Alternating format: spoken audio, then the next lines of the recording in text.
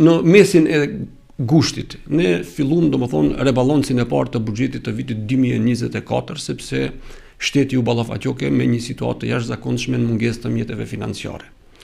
Aso kohë ne u përpoqëm që thjesht në kuadër të Komisionit për Financa dhe Buxhet, ku unë isha antar bashkë me kolegun Sadik Sulejmanin, u përpoqëm që si koalicion vlen asaj kohe spaku disa prej projekteve të cilët i kishim premtuar gjatë kampanjës zgjedhore t'i fusim në rebalans të buxhetit. Besoni ju se asnjë prej amandamenteve nuk kaloi. Dhe unë kërkoj takim të liderëve, takim të përfaqësuesve politik tonë në qeveri, që ta alarmojnë çështjen se nuk funksionon kurrë. E dini çka më thonë përgjigje? Përgjigja ishte se ne do t'i realizojmë me zëra nën buxhetor, domethënë në kuadër të ministrive. Edhe ajo ngeli e papërfunduar apo e pa realizuar.